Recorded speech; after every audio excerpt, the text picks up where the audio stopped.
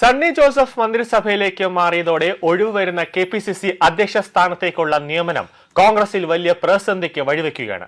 പതിവ് പോലെ ഗ്രൂപ്പ് സമവാക്യങ്ങളും അധികാര വടംവലികളും അരങ്ങു തകർക്കുമ്പോൾ അധ്യക്ഷ സ്ഥാനം ലക്ഷ്യമിട്ട് എംപിമാരും മുതിർന്ന നേതാക്കളും ഉൾപ്പെടെയുള്ളവരുടെ വലിയൊരു നിര തന്നെ രംഗത്തുണ്ട്.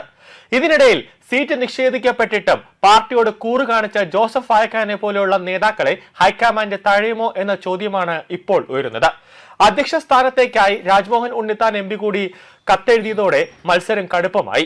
കെ.സി. ജോസഫ്, വി.എസ്. ശിവകുമാർ, ആന്റോ ആന്റണി, ഷാഫി പറമ്പിൽ, അടൂർ പ്രകാശ് തുടങ്ങി പദവി മോഹിക്കുന്നവരുടെ പട്ടിക അങ്ങനെ നീളുകയാണ്.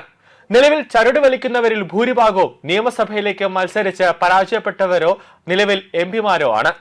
നിയമസഭയിലേക്ക് മത്സരിച്ചവർക്ക് മറ്റൊരു പദവി നൽകില്ല എന്ന ഹൈക്കമാൻഡിന്റെ പൊതു മാനദണ്ഡം ഇവർ പരസ്യമായി ലംഘിക്കുകയാണെന്ന ആക്ഷേപവും പ്രവർത്തകരിൽ നിന്ന് തന്നെ ഉയരുന്നുണ്ട്. ഈ പശ്ചാത്തലത്തിലാണ് ജോസഫ് വാഴക്കന്റെ പേര് ശ്രദ്ധേയമാകുന്നത്. കഴിഞ്ഞ നിയമസഭാ തെരഞ്ഞെടുപ്പിൽ സീറ്റ് നിഷേധിക്കപ്പെട്ടിട്ടും ഏറ്റുമാനൂരിൽ മത്സരിക്കുമെന്ന് ഉറപ്പുവരുന്ന ഘട്ടം വരെയും അച്ചടക്കം കാത്തു സൂക്ഷിച്ച നേതാവാണ് അദ്ദേഹം. അവസാന നിമിഷം സീറ്റ് നിഷേധിക്കപ്പെട്ടപ്പോഴും പരസ്യ പ്രതിഷേധത്തിന് മുതിരാതെ പാർട്ടിയുടെ തീരുമാനം ശിരസാവഹിച്ച വാഴക്കന്റെ രാഷ്ട്രീയ പക്വത ഹൈക്കമാൻഡ് ഇനിയെങ്കിലും തിരിച്ചറിയേണ്ടതുണ്ട്.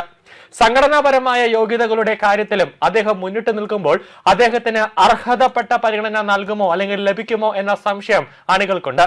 കൊടിക്കുന്നിൽ സ്വദേശ് ദളിത് കാർഡ് ഇറക്കി നീക്കം ശക്തമാക്കിയപ്പോൾ രമേശ് ചെന്നിത്തല, വി.ഡി. സതീശൻ മുഖ്യമന്ത്രി സ്ഥാനം വിട്ടുകൊടുത്തതിന് പകരമായി വാഴക്കനെ അധ്യക്ഷനാക്കണമെന്ന ആവശ്യമാണ് മുന്നോട്ട് വെച്ചിട്ടുള്ളത്.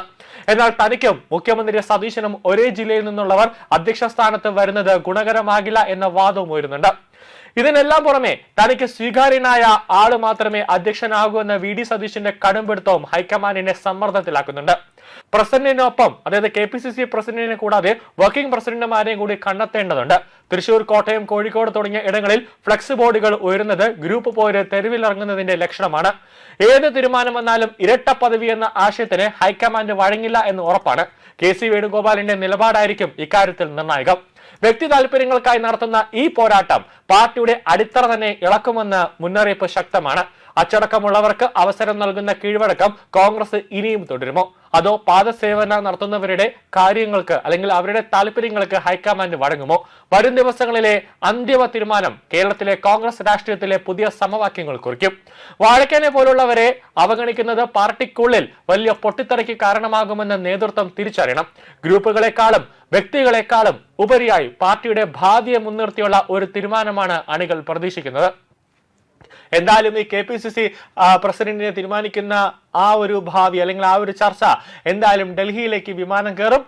ഓരോ ദിവസവും അതായത് 48 മണിക്കൂറോളം കൂടി ചിലപ്പോൾ 2-3 ദിവസമായി വലിയ രീതിയിലുള്ള ഒരു ചർച്ച ഹൈക്കമാൻഡിൽ നടക്കും. അതിന് വി.ഡി. സതീശൻ കൂടെ പോവും, രമേശ് ചെന്നിത്തല പോവും. അങ്ങനെ മല്ലികാർജ്ജുന ഖാർഗെയുടെ വസതിയിൽ രാഹുൽ ഗാന്ധി, സോണിയാഗാന്ധി, വി.ഡി. സതീശൻ, രമേശ് ചെന്നിത്തല, കെ.സി. വേണുഗോപാൽ ഉൾപ്പെടെയുള്ളവർ രാവിലെ 5 മണിക്ക് തുടങ്ങി രാത്രി 10 മണി വരെ നടക്കും. അതിനുശേഷം ബ്രേക്ക്, പിറ്റേ ദിവസം ഉറങ്ങിയിട്ട് രാവിലെ 5 മണിക്ക് എണീച്ച് വീണ്ടും ചർച്ച. ഇങ്ങനെ ചർച്ചയോട് ചർച്ചയായി നടന്നുകൊണ്ടിരിക്കുമെന്നതാണ് ഏറ്റവും പ്രധാനപ്പെട്ട കാര്യം. ഒരു വർഷം കഴിയുമ്പോഴെങ്കിലും കെ.പി.സി.സിയുടെ കസേരയിൽ ആരെങ്കിലും ഒരാളെ നിയമിക്കാൻ പറ്റുമോ എന്ന് ഇനി കണ്ടറിയണം.